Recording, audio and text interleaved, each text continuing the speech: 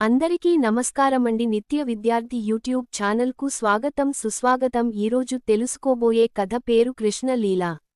ఒక చిన్న గ్రామంలో ఒక తల్లి తన బిడ్డ గోపీతో ఉండేది.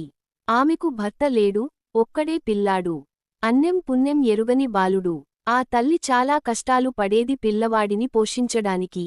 భగవతుడిని నమ్ముకుని బ్రతికేది.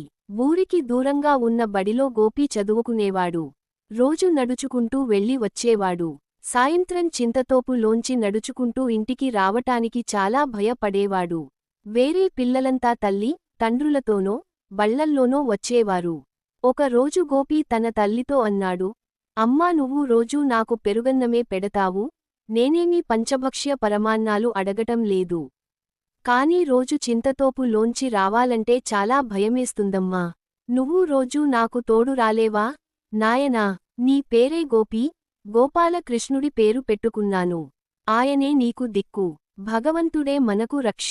భయం కలిగినప్పుడల్లా, అన్నా, గోపాలా అని తలుచుకో, ఆయనే చూసుకుంటాడు అంతా అని ధైర్యం చెప్పింది. ఆ మాటను అక్షరాలా పఠించేవాడు గోపీ. సాయంత్రాలు భయమేసినప్పుడల్లా, అన్నా, గోపాలా అని తలుచుకునేవాడు. ధైర్యంగా భయం లేకుండా చింతతోపు దాటుకుని ఇంటికి వచ్చేసేవాడు. ఒకరోజు బడిలో అయ్యవారు తన కూతురి పెళ్లికి అందరినీ ఆహ్వానించాడు. అందరూ పిల్లలు తల్లి తండ్రులని అడిగి బహుమతులు తీసుకుని వెళ్లాలని నిశ్చయించుకున్నారు. సాయంత్రం ఇంటికి వస్తూ పిల్లాడు, అన్నా, గోపాలా అని పిలిచాడు.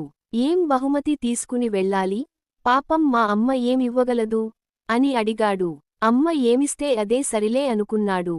పెళ్లిరోజు చక్కగా స్నానం చేసి, ఉన్న వాటిల్లో మంచి బట్టలు వేసుకున్నాడు. వాళ్ళ అమ్మ ఇచ్చిన చిట్టి పిడతలో పెరుగు జాగ్రత్తగా పట్టుకెళ్లాడు. అందరూ ఖరీదైన బహుమానాలు తీసుకుని వచ్చారు. కొంతమంది పిల్లలు గోపీ తెచ్చిన బహుమానం చూసి నవ్వేరు.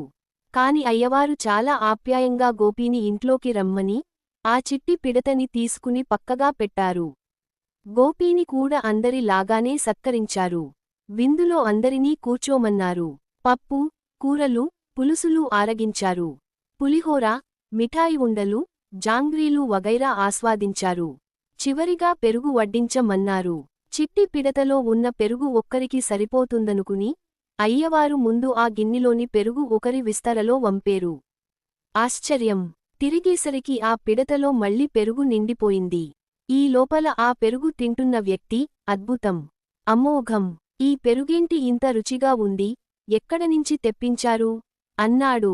వేరే వాళ్లంతా, ఏది, మాకు వడ్డించండి, మేమూ చూస్తాము అన్నారు.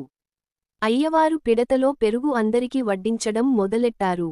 అసలు ఎంతమందికి అందులోంచి పెరుగు వడ్డించినా, అందులో మళ్ళీ మళ్ళీ పెరుగు నిండిపోయింది. వచ్చిన వారంతా కూడా ఆశ్చర్యపోయారు. ఈ మహిమ ఏమిటో అని అయ్యవారు గోపీని అడిగారు. గోపీ జరిగిందంతా చెప్పాడు. అందరూ, ఏది, అన్నా, గోపాలా అని పిలు, మేమూ చూస్తాము అన్నారు. అయ్యవారు అందరిని మందలించారు. మనలాంటి వాళ్లకు కనిపించాల్సిన అవసరం దేవుడికి లేదు. ఈ బాలుడి వల్ల మనం ఈ రోజు ఈ మహిమ చూడగలిగాము అన్నారు. అందరూ ఆకాశం వైపు చూశారు. నీలంగా నల్ల కృష్ణుని నీల పీతంబరమా అన్నట్టు ఆకాశంలో కనబడింది. ఇలాంటి మంచి మంచి కథల కోసం చూస్తూనే ఉండండి నిత్య విద్యార్థి యూట్యూబ్ ఛానల్.